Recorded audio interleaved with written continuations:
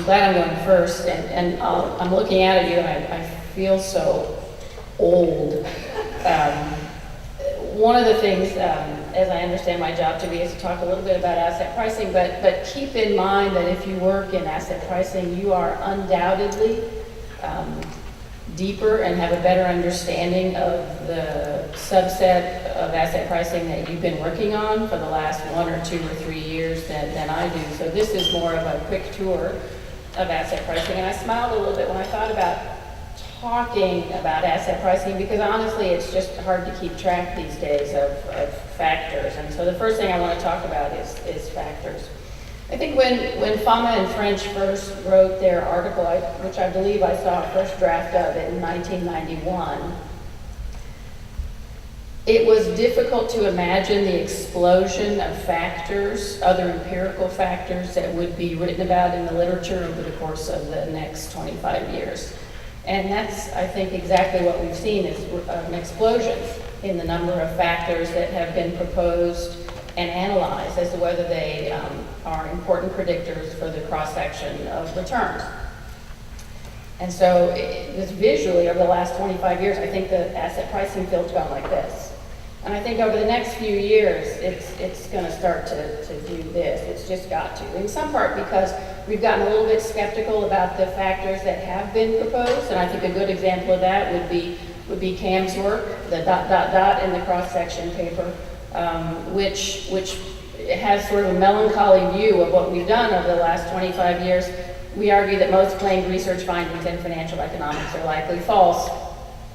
There are other papers that have done some similar work with anomalies. For example, the Ho, Zhu, and Zhang paper that investigated, I believe, 447 anomalies that have been written about in the financial economics literature, and found that 85% of them, 380, did not survive their tests. Also a somewhat melancholy view of what we've done over the last 25 years. And I think what we're starting to do is organize those a little bit and be a little bit more skeptical about whether those factors are actually reliable predictors of the cross-section of expected returns. Having said that, I think that there are papers, if you look at even the most commonly used subsets of factors, that's the size of that subset seems to be growing. We started out with 3 in the Fama French paper, and now with the Brillis and Shanken paper, we're up to 6 again already. So even in the most commonly used subsets, that number has increased. And yet, there are recent papers that suggest that we're still leaving a fair bit of the cross-section unexplained with those subsets. So I'm going to talk really briefly about 3 papers I've read recently that try to do some of the hard work of organizing those factors.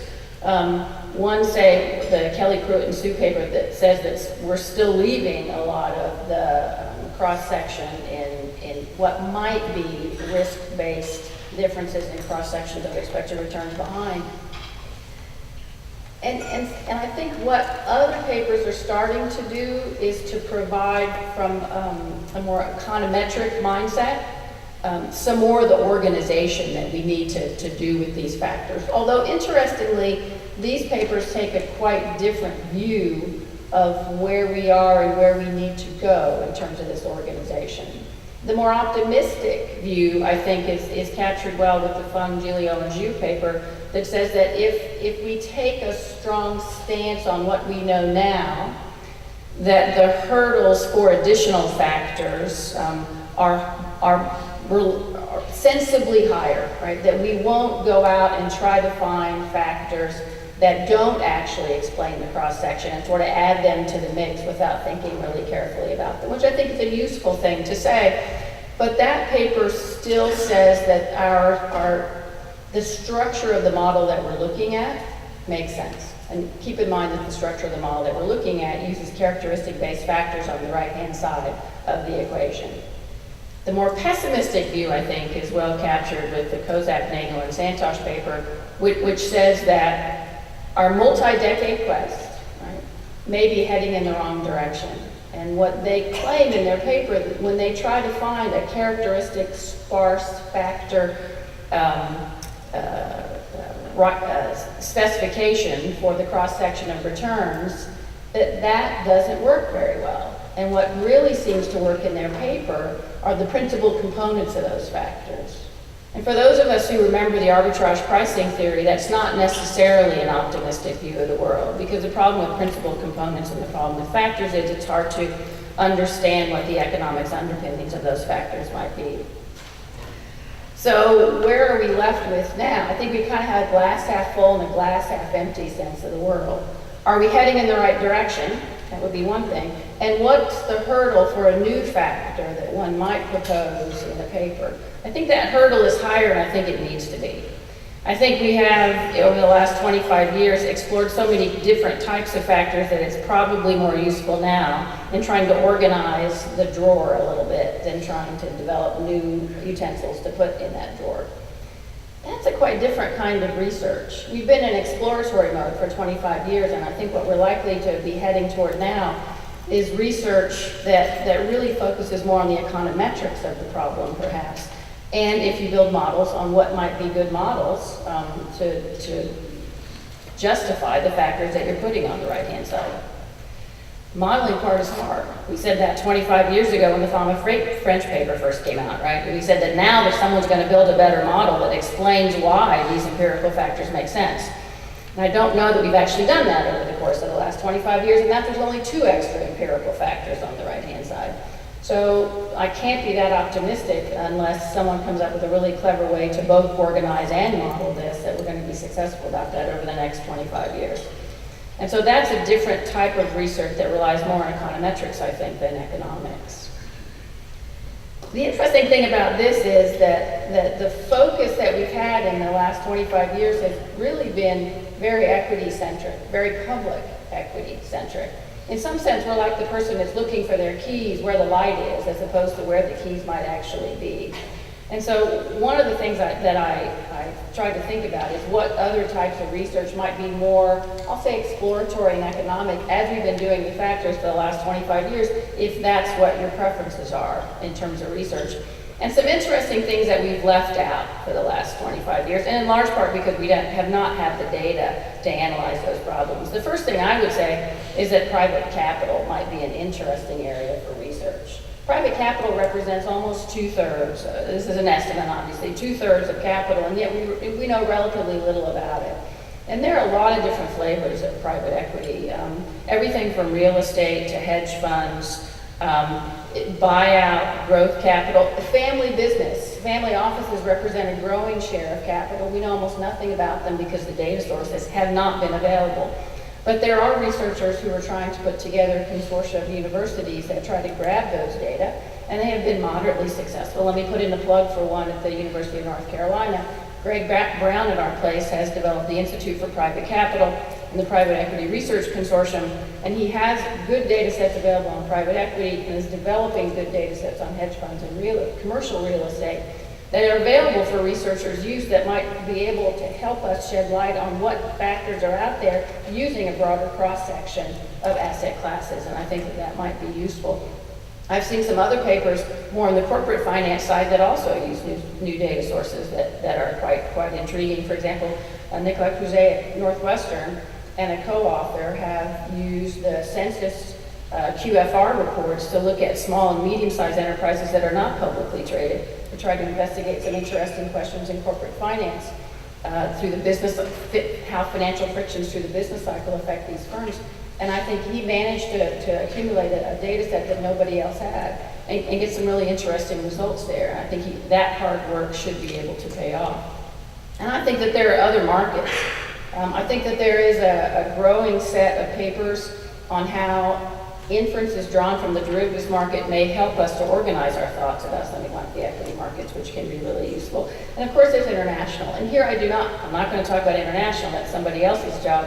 But I'm talking less about taking things that are observed in the U.S. and just see whether they're out there international, but try to think about tensions in international markets that might help us understand better what's going on in all markets.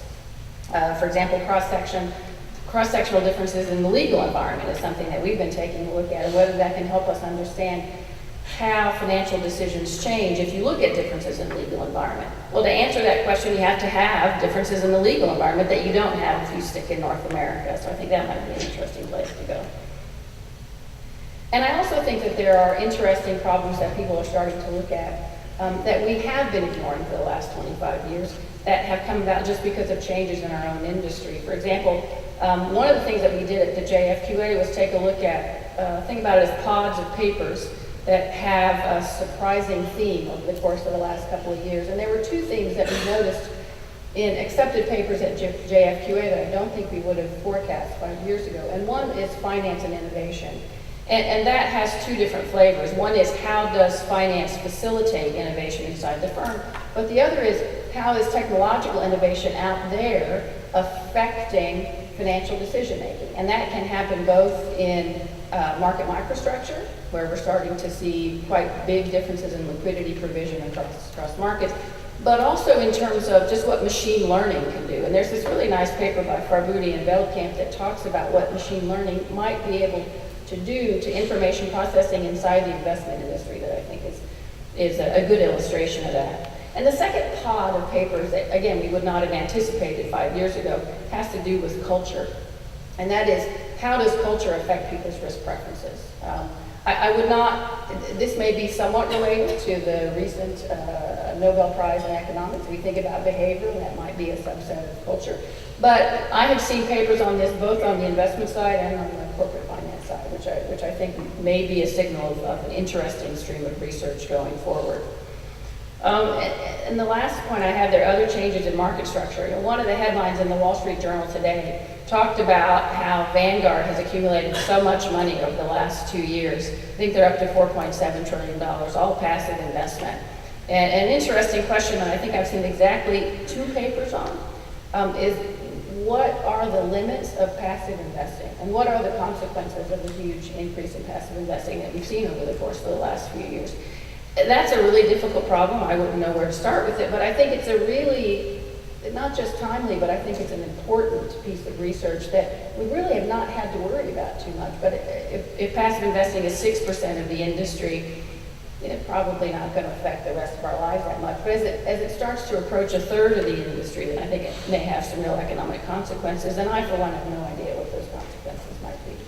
So I think those might be some other interesting problems that are not in the factor industry of our field, but something that might be a little more exploratory, I would say, over the course of the next few years. And then we've got a couple of minutes left, and I wanted to talk about one thing that is not related to research, but something that's related to a change in our own industry. So I talked about technology and financial innovation in terms of our research, but I would be remiss not to talk about technology in the other part of our lives, which is teaching, and how that might have consequences down the road. It is different at every institution, but at our place, we've seen significant enough changes in the teaching model that we are starting to wonder about other models of assigning credit to individual instructors. Our teaching model over the last, not just 25 years, but probably over the last century or so, we're almost a century old at our business school, has relied on assigning credit for people standing in front of a room like this and waving their arms and talking. And that is less and less a model of what we actually do in terms of teaching. We have, at our place, students without a classroom because we have an online program. And by the way, it's not the kind of online program that you think about. The number of students in our virtual classrooms is much, much smaller than in our face-to-face classrooms. Our online classrooms are 15 students and 1 professor. So that is not the kind of online scalable model that you might be thinking about in the back of your head. And our learning outcomes in that model are much better. That means that we need to figure out how to give credit to people who are in a virtual classroom, both synchronously in a live session, and those who've developed asynchronous material for that same class. And we need to think about how to evaluate somebody's teaching if they never see a student, because if the only thing they do is produce asynchronous content, they will never see a student. and someone else who is engaged in teaching somebody else's asynchronous material. And we also need to think about if this is a growing segment of our teaching assignments, which at our place it is, how do we then view the teaching that goes on in our own building in the face-to-face classroom? Is that a test bed for classes that might go on to be put into our online programs? Is that a test bed for our executive programs? And our executive programs are also increasingly going to flip classrooms or online education models. Are face-to-face programs something that have such a significant component of co-curricular activity that our classroom, the curriculum in our classroom is a smaller and smaller piece of that? In one way or another, across all these different models, we have to figure out when we hire a new faculty member what they'll teach, how we'll assign credit to it, and what will make a successful teaching package when those people come up for tenure. And we put in place at our institution a task force that's trying to think about those questions. In the face of a business model for education that's already changed more rapidly in the last 10 years than I've seen in the 25 years before that, and I don't suspect that the model that we have now in terms of teaching will be the same in the next 10 years because it's just changing too rapidly. And it may be that our face-to-face MBA programs, which for many of the institutions that we work at has been I would say the leader in terms of ranking, and perhaps the leader in terms of revenue, it may be going away. And we've had an example of that down the road at our place when Wake Forest closed their full-time face-to-face program. So we're right now in the middle of change that we're trying to assess, both in terms of our own staffing, but also in terms of our evaluation of new faculty. And so what I have recommended to our new faculty in the face of that is that flexibility is good. Right? If you think that the only way for you to teach is to stand in front of a classroom like this and wave your hands, I don't think that's going to be true. I think that you need to be flexible and need to think about different ways to approach your material that is a little bit more modular than it might have been in the past. And the other thing that I would say to finance academics is that all of these are program-related teaching modes. And so one thing that our finance academics at our place, and I think at other places, have done a better job of recently is what I call playing well with others. Because a lot of these things, being experimental, you need to work across areas.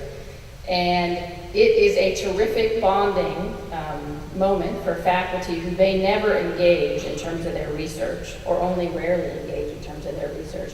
But if both of them are undergoing a completely new teaching experience, whether it's technology, whether it's students, whether it's programs, taping your asynchronous material, which is just a terrible, terrible thing to do, that is a wonderful bonding moment for faculty. And so to the extent that that allows you to engage with your colleagues outside of the finance area at your place, I think we've seen that as a big benefit at our place, because in some sense, in every sense, right, we're all in this boat together. So thank you